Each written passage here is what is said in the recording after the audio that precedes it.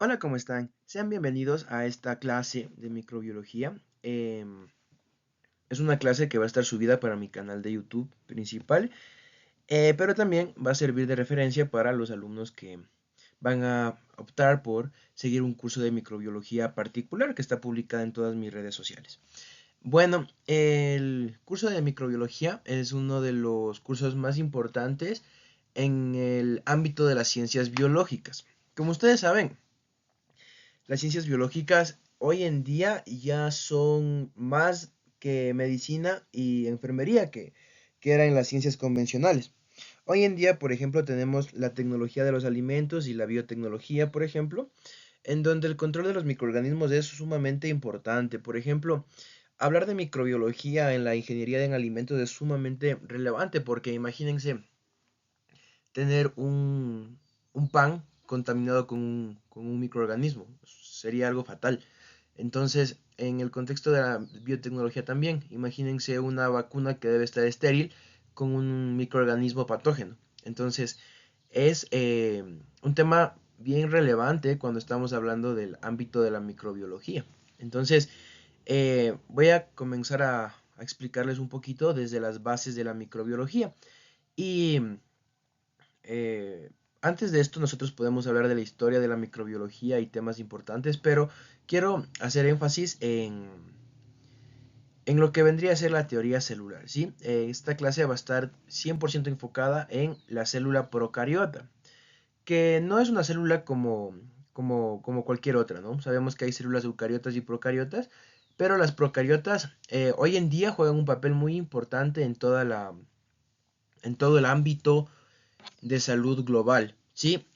Principalmente por los genes de resistencia que se han identificado últimamente, los genes de resistencia a antibióticos, vamos a hablar de eso en este video. Y bueno, vamos a comenzar anunciando un poquito lo que vendría a ser la teoría celular. Como ustedes saben, todo lo que está vivo está compuesto por células. La célula es la unidad estructural y funcional y genética de la vida.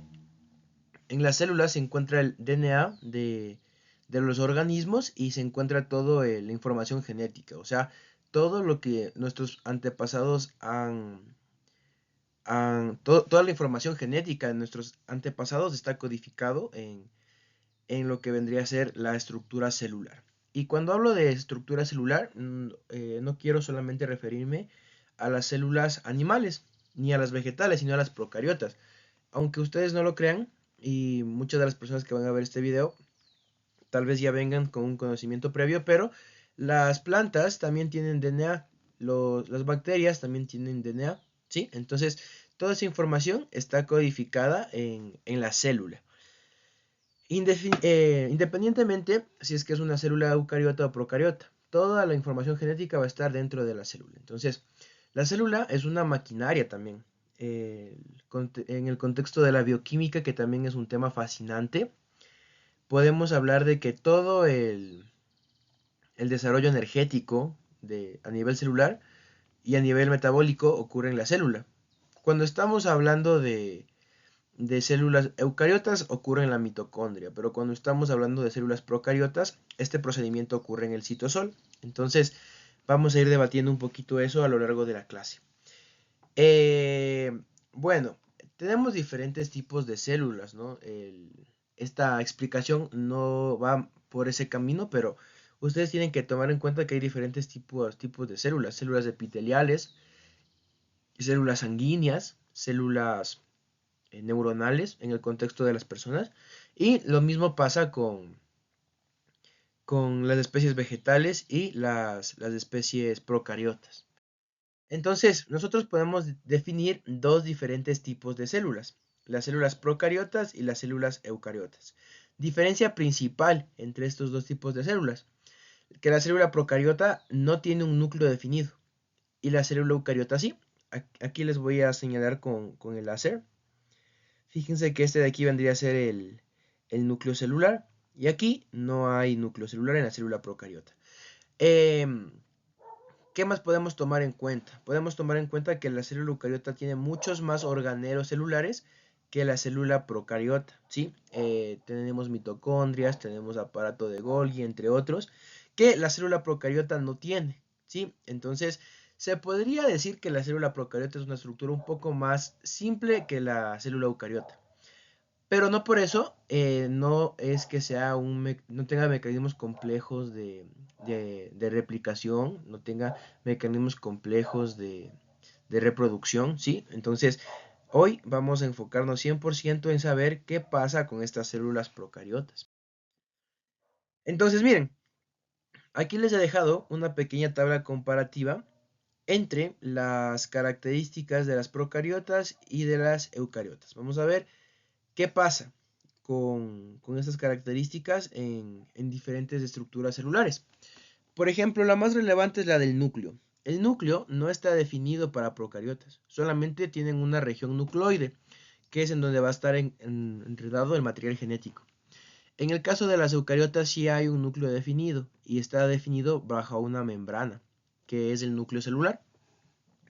Si hablamos un poco del DNA, el DNA procariota es un DNA circular, sin histonas, mientras que el DNA eucariota es un DNA lineal, pero este sí tiene histonas. Organelos membranosos, lo que les comentaba, no tiene organelos la procariota, la eucariota sí tiene muchos organelos. Ribosomas, 70S para procariotas y para eucariotas 80S. Y esto hace que yo les mencione un tema bien importante. Los marcadores moleculares. Supongamos que ustedes cogen una muestra de suelo o una muestra de interés y quieren saber qué tipo de organismo tienen. Organismos eucariotas o organismos procariotas. Entonces, los organismos eucariotas, nosotros podemos hacer ese análisis mediante técnicas moleculares. Pero aquí viene una pregunta bien importante. ¿Cómo me voy a dar cuenta si tal vez yo tengo, por ejemplo, organismos procariotas o tengo, por ejemplo, organismos eucariotas? Eh, Aquí siempre me suelen preguntar, bueno, los eucariotas siempre van a ser grandes. Y la respuesta es que no. Recuerden que los hongos principalmente pueden ser del género eucariota. Entonces, ¿cómo puedo saber si es que la especie que está contaminando mi cultivo, la especie que está presente tal vez en mis plantas, en mi vegetación, cómo puedo saber si es que esa especie es un procariota o es un eucariota? Todo se basa en análisis moleculares, en análisis genéticos y les puedo comentar que lo que se busca son los marcadores moleculares específicos. Se busca el gen 16S. Si es que se encuentra el gen 16S en la muestra, entonces este gen tiene que ver con las células procariotas, ¿sí? Principalmente para las bacterias. Las bacterias son aquellas que tienen este gen valga la redundancia, en su genoma. Entonces, el 16S hace referencia a que yo voy a tener bacterias. Y si es que yo tengo por ahí un 18S, ¿qué significa? Significa que yo tengo un, una célula eucariota. O sea, probablemente hay hongos, levaduras, mohos, que básicamente, mediante estas técnicas moleculares que voy a hablar mucho más a detalle de esto en el curso, en los siguientes videos. Pero una explicación breve sería que estos genes son son un gran, o nos proporcionan una gran idea de lo que hay principalmente en mi muestra, ¿sí? No es lo mismo trabajar con bacterias que trabajar con hongos. Desde los medios de cultivo para hacerlos crecer son diferentes. Entonces, es bien importante en una muestra, problema, identificar si yo tengo bacterias o tengo hongos. Principalmente, ¿cómo se hace? Análisis genómico del gen 16S o del gen 18S. Tamaño. Las procariotas son células mucho más pequeñas que las eucariotas. Fíjense que en la escala de los micrómetros, las procariotas tienen un tamaño de 1 micrómetro y las eucariotas tienen un tamaño de hasta 100 micrómetros. Entonces, más o menos para que ustedes se den cuenta en una escala, sería como tener un alfiler comparado con un escritorio, más o menos, para que se den cuenta. Entonces, más o menos por ahí va la diferencia de tamaño. Hablemos de la reproducción. Bueno, hay algunos géneros procariotas que tienen reproducción sexual también. Pero en general las procariotas se reproducen mediante fisión binaria, ¿sí? Hablando un poco de las eucariotas se caracterizan porque hacen mitosis y meiosis, ¿no? El ciclo de reproducción sexual normal, que de ley deben haber visto en biología general. Entonces, solamente estamos haciendo un breve recuerdo de esto. Ejemplos de procariotas, bacterias y arqueas. Ejemplos de eucariotas, animales, plantas y hongos. Son células un poco más complejas que las procariotas. Entonces podemos comenzar a hablar de las células eucariotas. En el curso de microbiología no vamos a profundizar en las eucariotas, ¿no? Porque en microbiología siempre se profundiza el mundo microscópico. Entonces, lo que sí voy a hacer es un breve repaso de las eucariotas, porque nos sirve conocer un poco de estas estructuras. Entonces, miren, cuando estamos hablando de las eucariotas, quiero que se fijen que tenemos muchos más organelos que en el caso de las procariotas. Entonces, miren, aquí tengo una lista de los principales organelos que tienen las células eucariotas. Como les comentaba, en las procariotas sí me voy a detener bastante, pero en las eucariotas no tanto. Así que vamos a ver. Comencemos con el núcleo. El núcleo de las eucariotas está presente en animales y en vegetales y se caracteriza porque contiene el DNA, o sea, controla la expresión génica y la reproducción celular. Evidentemente, todas las células que sean o que tengan características eucariotas de ley deben tener una región delimitada por una membrana que separa el núcleo del citosol. Entonces, como pueden ver, está presente en animales y en vegetales. Nucleolo, también presentes en ambas estructuras, es una parte del núcleo que se encarga del síntesis del RNA ribosomal y el ensamblaje de las subunidades de ribosomas. Aquí se sintetiza el famoso ARN ribosomal, que luego tiene un papel en el dogma central de la biología molecular. Las membranas plasmáticas. Bueno, la membrana plasmática es un organelo que también tienen las procariotas. Pero ya vamos a ver que las procariotas tienen funciones un poquito diferentes. Entonces, miren, aquí en las vegetales y en los animales, la membrana plasmática delimita la célula y regula el intercambio de sustancias con el medio. Ya hemos visto en cursos de biología tal vez que la membrana plasmática se caracteriza principalmente, perdón, se caracteriza principalmente porque tiene una bicapa lipídica, ¿no? Una región polar y una región apolar, lo que permite el paso selectivo de nutrientes. O sea, ¿qué significa eso? Significa que va a regular qué entra y qué sale al medio intracelular, ¿sí? Esa es la función básica de la membrana plasmática. Vamos a ver nosotros que en las procariotas principalmente esta membrana tiene que cumplir con otros roles. Citoplasma.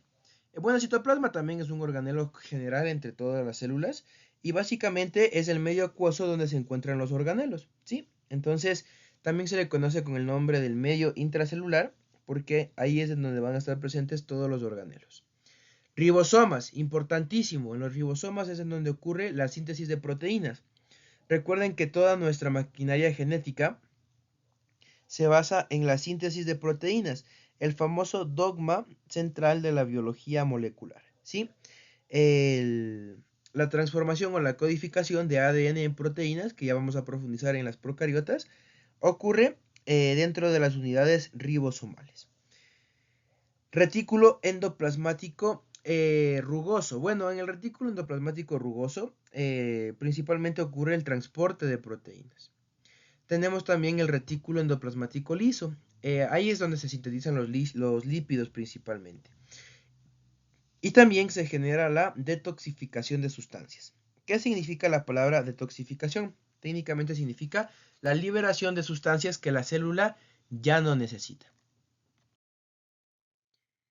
Luego tenemos el aparato de Golgi. Bueno, el aparato de Golgi básicamente es una estructura que distribuye las proteínas y los lípidos. La estructura o el aparato de Golgi también en ocasiones es una estructura que lo que va a hacer básicamente es desechar las sustancias que la célula ya no utilice. Entonces, si bien empaqueta y distribuye las proteínas, también puede desechar el, el combinado proteico que ya no necesite la célula. Luego tenemos las mitocondrias. Las mitocondrias son bien importantes. ¿Por qué? Y estos ya son organelos que solamente tienen las eucariotas. Si es que la célula no tuviera mitocondrias, una célula eucariota, por ejemplo, no puede estar viva. ¿Por qué? Porque la mitocondria es la que genera la moneda vital para la célula, o la molécula vital, como le quieran llamar. Yo la llamo moneda porque así le dicen en algunos libros a manera de analogía. Entonces en la mitocondria es en donde se va a generar las moléculas de ATP, adenosín trifosfato. El adenosín trifosfato básicamente es la molécula que genera energía al organismo, ya sea un cuerpo animal, un cuerpo vegetal. El ATP es obligatorio que se produzca en alguna parte de la célula, ¿sí? En el caso de las eucariotas es en la mitocondria. Lisosomas. Los lisosomas principalmente están presentes en animales y ayudan a la digestión intracelular y también ayudan a la degradación de desechos. Tenemos los peroxisomas. Los peroxisomas tienen esa estructura peróxidos y ayudan a la degradación de los ácidos grasos, ¿sí? Tenemos el citoesqueleto, que es aquella estructura que da forma a la célula y permite el movimiento y transporte interno de la misma. Luego tenemos los centriolos, que están presentes solamente en células animales y prácticamente tienen un rol en la división celular. Ustedes recordarán las fases de la mitosis y de la meiosis. Ahí les hablan un poco de los centriolos. Vacuolas. Bueno, las vacuolas son estructuras que almacenan agua. Entonces, evidentemente, como las plantas se nutren principalmente de agua, las plantas van a necesitar una vacuola más grande porque necesitan almacenar una mayor cantidad de agua. Aún más cuando hay situaciones de estrés, por ejemplo, una situación de sequía. Entonces, la vacuola puede activarse mediante algunos genes de resistencia. Son temas que se tratan en biotecnología vegetal, en biotecnología agrícola, que son de bastante interés. Cloroplastos. Los cloroplastos no están presentes en los animales. ¿Por qué? Porque los cloroplastos son aquellos encargados de realizar la fotosíntesis. Es decir, solamente van a estar presentes en organismos autótrofos, ¿sí? Que necesiten la luz del sol para poder realizar sus diferentes funciones metabólicas. Como los organismos no somos autótrofos, los organismos animales no somos autótrofos, no necesitamos de cloroplastos. Y está la pared celular. La pared celular está presente principalmente en vegetales. El material predominante de la pared celular para estructuras vegetales es la famosa celulosa y es uno de los polímeros más fuertes biológicamente en la naturaleza, ¿sí? Entonces, para que le puedan tomar en cuenta un poquito al momento de hacer los análisis entre la célula eucariota y la célula procariota. Y aquí tienen una comparativa entre la célula animal y la célula vegetal. Como pueden observar, la principal diferencia, por ejemplo, que yo vería, es la parte de la pared celular.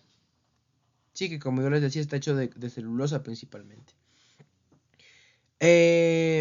Otra diferencia es el tamaño de la vacuola. Fíjense que aquí ni siquiera le colocan porque hay organismos que no tienen vacuola. Entonces, la vacuola es una vacuola permanente en el caso de las plantas. Como les comentaba, no voy a hacer énfasis tanto en estas estructuras eucariotas porque nuestro curso va 100% ideado, nuestro curso va 100% pronosticado para la parte de microbiología. Así que lo que acabamos de ver ahorita solamente es un breve recuento de lo que nosotros deberíamos saber sobre las células eucariotas. Una vez que hicimos el repaso de las eucariotas, ahora sí estamos listos para comenzar a hablar de las células procariotas. En estas células procariotas me voy a detener en cada una de las diferentes partes. Sí, vamos a ver para qué sirve, vamos a profundizar mucho.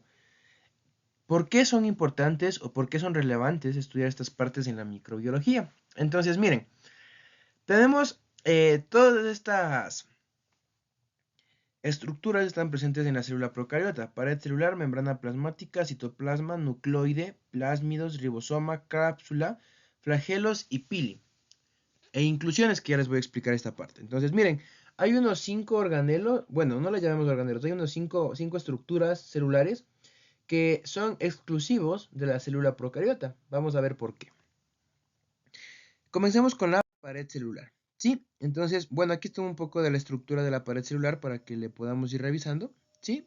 Conforme vayamos pasando las diapositivas, vamos a ir viendo para qué me sirve cada uno de estos componentes celulares. Comencemos con la pared celular. Bueno, la pared celular es el componente más importante de las células bacterianas, de las células procariotas. Pero ¿por qué les comento esto? Porque las células procariotas, todas tienen pared celular para comenzar, y hay algo que tenemos que tomar en cuenta. La composición de la pared celular me puede ayudar a saber si es que qué tipo de bacteria o con qué tipo de bacteria yo estoy trabajando.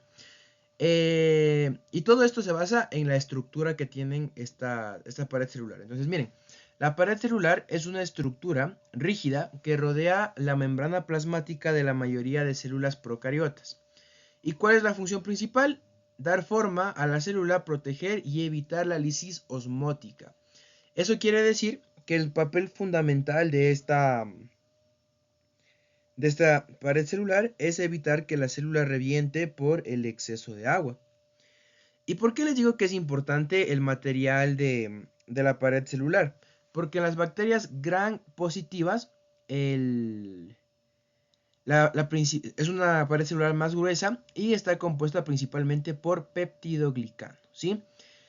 Debido a estos componentes es que existe la técnica de tinción de Gram, porque las bacterias que tienen peptidoglicano van a ser gram positivas, y las bacterias que no tengan en este caso peptidoglicano van a ser unas bacterias del tipo gram negativo, ¿sí? Entonces, eso es lo que podemos rescatar de la pared celular. Por eso es tan relevante cuando estamos hablando de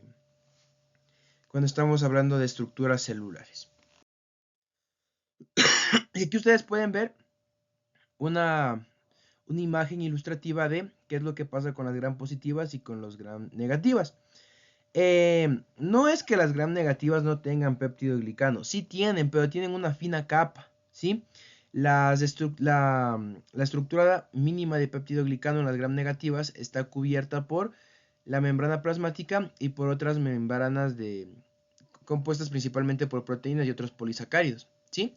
Que generan una protección a la célula. Pero en las gram positivas, la pared celular principalmente está compuesta por peptidoglicano y no tiene ninguna membrana protectora.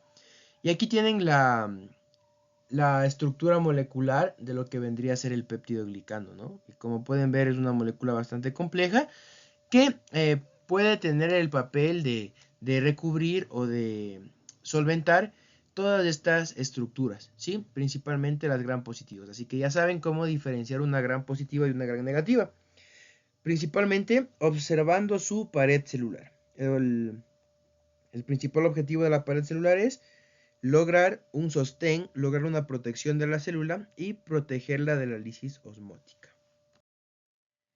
Luego tenemos un componente también bastante importante, la famosa membrana plasmática.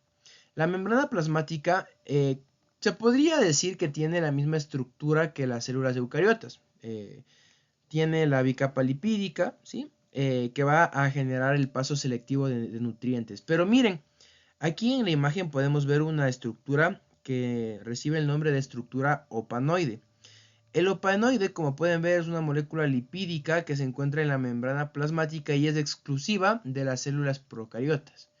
¿Para qué me sirve este componente o esta molécula apanoide? Me sirve principalmente para estabilizar la membrana, ¿sí? Regulan la fluidez de la bicapa lipídica. También la molécula apanoide me sirve para dar rigidez, es decir, que ayudan a la membrana a resistir cambios de temperatura o estrés ambiental. Y también el apanoide es un sustituto del colesterol, ¿sí? Entonces, en el caso de las células procariotas, el apanoide va a sustituir al colesterol. el colesterol que se encuentra en las células procariotas. Eso principalmente, en cuanto a esta explicación. Entonces, ya sabemos que hay una ligera diferencia entre los componentes celulares de las eucariotas y de las procariotas. Ahora, muchos tal vez se preguntan cuál es la función del colesterol en las eucariotas. Y bueno, el colesterol en las eucariotas prácticamente ayuda a mantener la fluidez y la integridad celular y actúa como una especie de amortiguador térmico que evita que la membrana sea demasiado fluida o demasiado rígida. Entonces, esa misma función o ese mismo componente es el que en este caso genera la molécula opanoide. ¿Ok? Principalmente ayuda a dar rigidez a la membrana plasmática. Y bueno, ¿se acuerdan que yo les había comentado que en algunas circunstancias la membrana plasmática, eh, o bueno, en las situaciones procariotas más que todo, la membrana plasmática se caracteriza porque cumple funciones extra, o sea, además de darle soporte celular y además de generar la entrada y salida de nutrientes de la célula, cuando hablamos de células procariotas, tenemos otros, eh, otras características también, que son las siguientes. Ya hablamos del transporte de sustancias. Evidentemente la membrana plasmática sirve para tener una difusión simple y facilitada. También en la membrana plasmática están las bombas de transporte activo, como la bomba de protones, por ejemplo.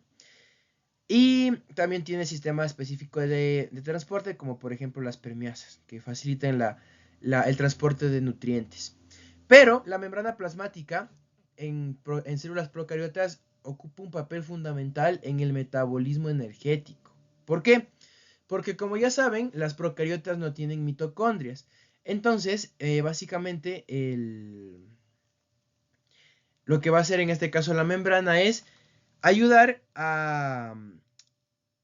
o mejor dicho, a contener enzimas que puedan generar la cadena de transporte de electrones y la fosforilación oxidativa. De esta manera, la membrana plasmática en las procariotas contribuye a la generación del ATP.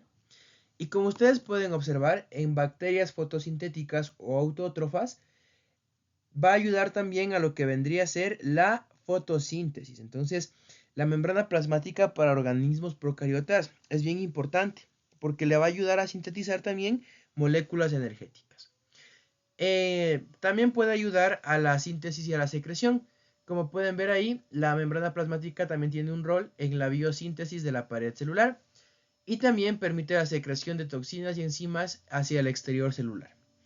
Detección del entorno. También puede ayudar a receptar señales químicas que le pueden ayudar a la célula a, más que todo, a sobrevivir a ambientes externos. Por ejemplo, si es que la membrana plasmática necesita colocarse más rugosa, dependiendo de la temperatura externa, pues tiene la función de hacerlo con el objetivo de mantener la seguridad celular. A este proceso se le llama con el nombre de quimiotaxis. Y ahora ya podemos pasar a hablar del citoplasma. El citoplasma en el caso de las procariotas, es un organelo bastante peculiar, porque el citoplasma va a ser aquel que esté encargado o va a ser aquel en donde va a estar enrollado el material genético, el ADN, ¿sí? Entonces, el ADN como tal no tiene un núcleo definido, pero sí tiene una región nucleoide para que ustedes le puedan tomar en cuenta. Esa región nucleoide está ubicada en el citoplasma.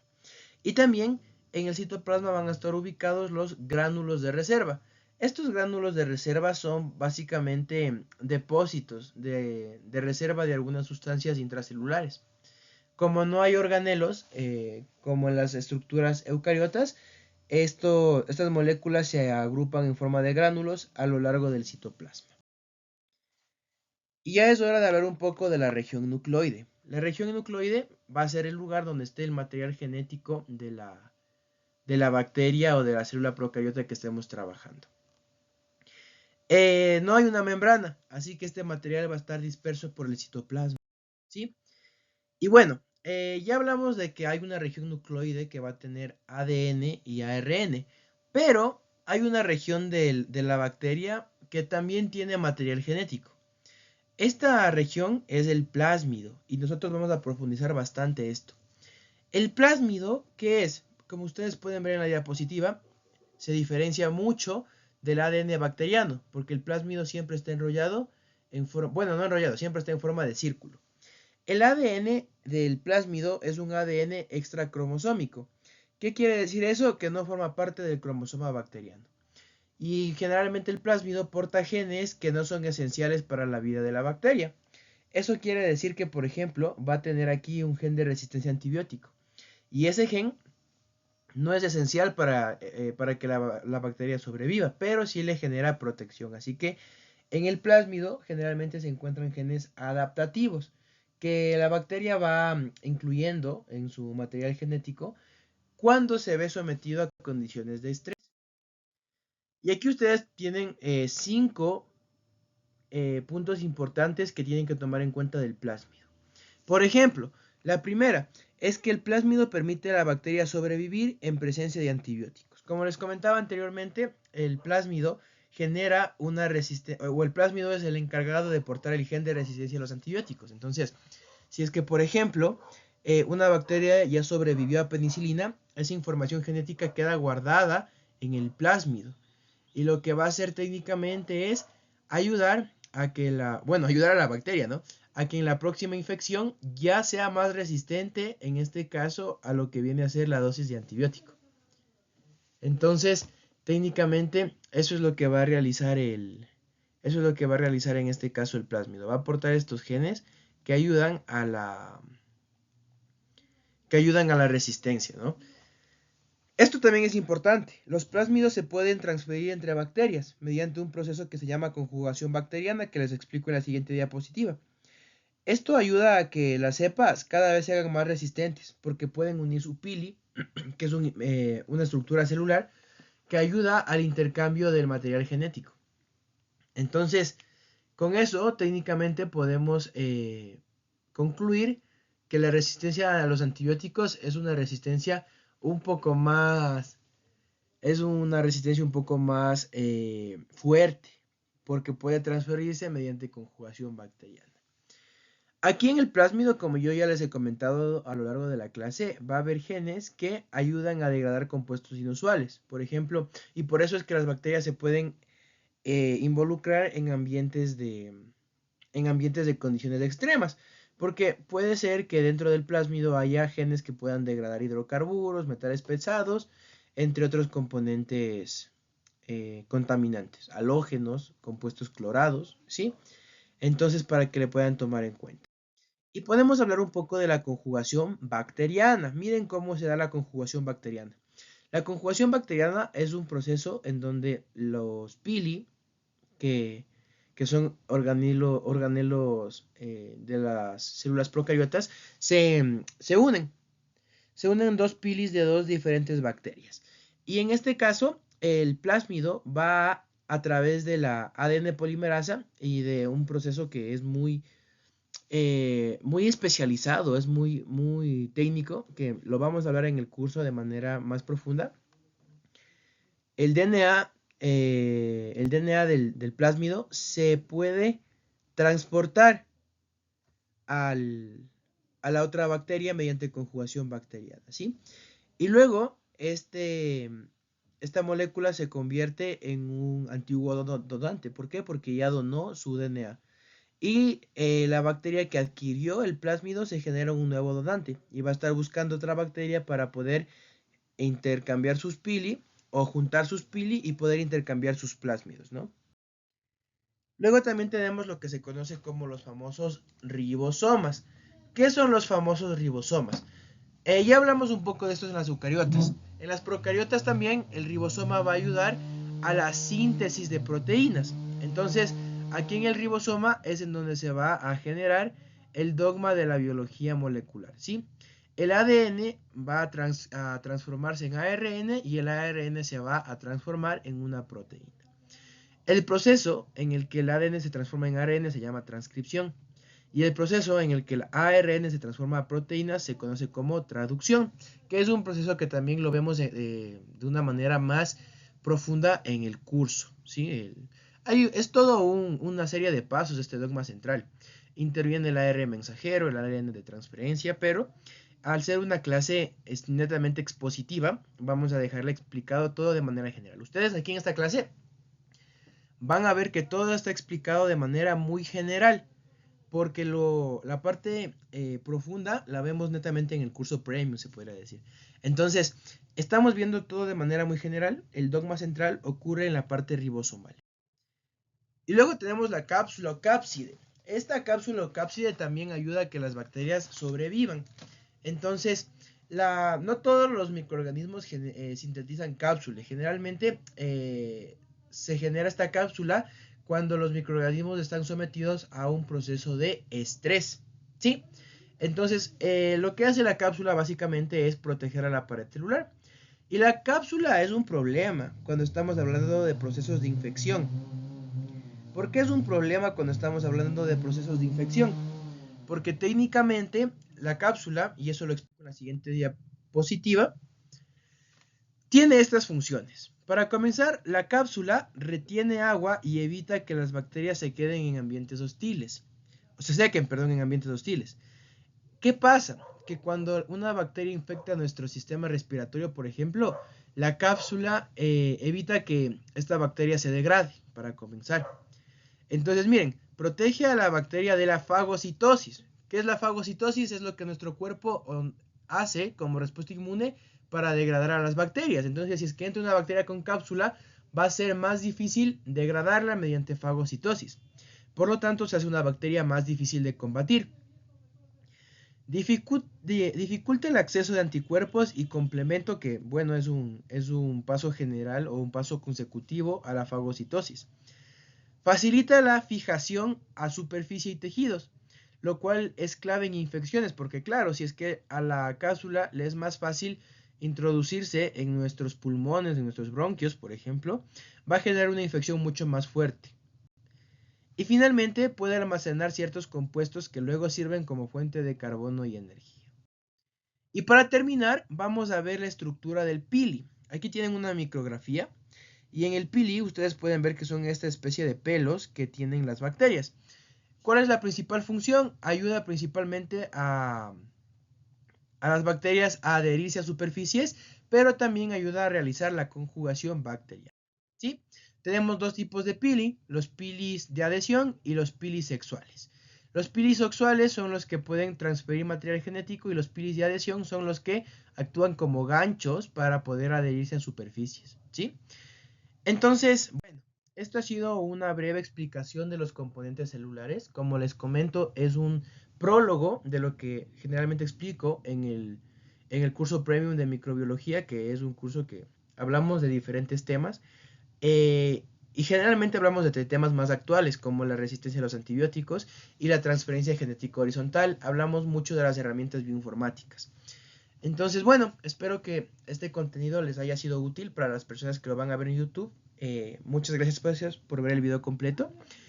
Espero que cualquier duda que tengan no olviden dejarme en la sección de los comentarios. Yo siempre leo sus comentarios y nos vemos en un próximo video.